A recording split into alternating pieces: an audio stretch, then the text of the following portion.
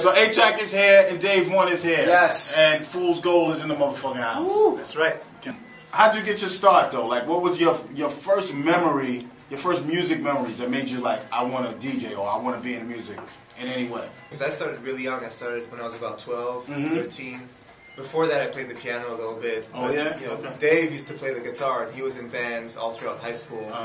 And basically, I remember, you know, he had a friend who was a DJ, and they recorded a demo. Their band recorded a demo, and their friend came and, you know, did some scratches over the band's music.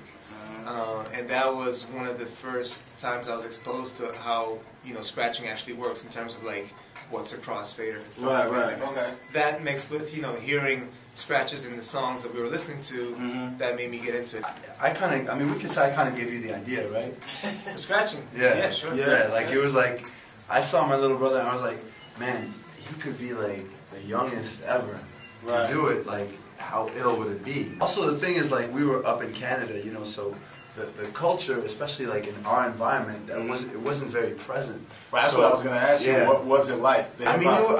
You know, quickly we had like because we kind of worked so hard and we kind of rose so quickly in our little hometown. So like at the local record stores, everybody knew us after like a year and stuff, and we had our little radio shows and stuff. But like where to learn how that stuff actually looked like was like the record covers, you know. So he mentioned like the Return of the Boom Bap record, or like the Pete Rock. I remember for me it was like the main ingredient, you know, which really got me started making beats. Right. And on those album covers you could see what they were using. You know, we didn't have the internet. Right. There was no internet back then. Exactly. So I mean, we had to use like, okay, so all right, so they put like a tissue on the turntable instead of a slip mat. So you basically you're trying to figure it out. There's no one telling you, just like, this is what it looks like, and I don't know why he does this, but there's got to be a reason why there's a slip mat under the Yeah, we had to learn from that. Basically, Dave was making beats and I was scratching. But like you said, any sort of like piece of information, any record cover, and any music video that would show either of us something about beat making or DJing was like a gold mine. That's what you do when you really want to learn something. You think you gotta, you know, figure that shit, sit there and figure it out. There's no one. I can't imagine like not being able to like call somebody and ask them like, how did you do this? How did you hook up this machine? Like I remember nobody, you know? Yeah, nobody. What happens with scratching actually, when you just kind of figure stuff out by listening to it, is you end up learning. I mean, you end up inventing some of your own scratches. Right. I would listen to some Qbert solo and try to figure out some sort of pattern, and then I would come up with my own, really. Right. And then maybe a month later be like, oh wait, that's what he was doing, but now I've got two scratches. Right. You know, so a bunch. You multiply that, and then you end up with material. That reminds me like Kanye. Yeah. How did that? You were Kanye's tour DJ for how long? 4 years. 4 years. I met him right after the College Dropout came out. So basically, I met him in London. So John Legend and I are booked at the same record shop to do an in-store the same day.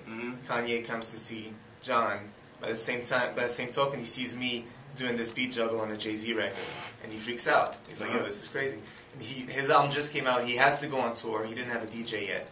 So he basically just like scooped me up right there. Like, you're going to go on tour with me. How influential were you in formatting the show? You know, you were pretty... A lot. I mean, I would say, you know, pretty close to what people call an MD, musical direction. It was me and him together putting together the set. He had the final say in terms of like the order of the songs or whatever, but then I would come with certain transitions and I would make edits and yeah, we really worked on it together closely. Dope. Yeah. Top 5 producers. Primo, Dilla, Kanye, Pete Rock, RZA. Pete Rock for sure. Primo, Dilla, Kanye. Okay. Y'all are all the same influences. I'm gonna son Kanye then. Just because, like, I mean, it goes without saying, but if we go back, Havoc. Yes. That's a good one. Thank you. That's a good one. Hell on Earth. Yes. Yeah. Yes. And it's my first A&R credit. Yeah. Yeah. Incredible. Let's see, a little curveball. DJ Quick. Wow. That's a first. Okay, I'm not mad at JD. Quick. I'm not mad at that. Yes, no one gives Quick props. Quick is dope. He's ill. Quick is real ill. I mean, first of all, just to mention one quick thing about duck sauce is you know, Armand and I come from a hip hop background, and I think a big part of what duck sauce is hip hop. You know, it's sampling, it's looping. Right. I don't even have that much to plug. I mean, you know, there's more duck sauce music coming out. I'm working on more records. I got remixes, Fool's Gold. You know, if you're in New York tomorrow, there's a Fool's Gold holiday party with Manny Fresh and Just Blaze and me and Dave DJing. All right, I'll be there. I will be there. You guys got to go through for sure. But duck sauce, for me, it's important to say that when we produce, it's some hip hop shit. It's looping, and you loop a sample, you put drums on it. Right. What do you use? What do you guys use? Pro Tools. Just Pro Tools. That's it. Straight Pro Tools. Even the program and the hats, everything. Yeah, that's it. So that's what it is, man. It's Grind Music Radio, alistradio.net. Want to thank my man Atrak for coming through. Thank you guys for coming through. Thank you, Dave One. Thanks, man. We appreciate y'all, and we end every show. Rock Raider forever. You know what I mean? Yes. And we will see y'all next week, Thursday, 6 p.m. Yeah. Grind Music Radio, bitch.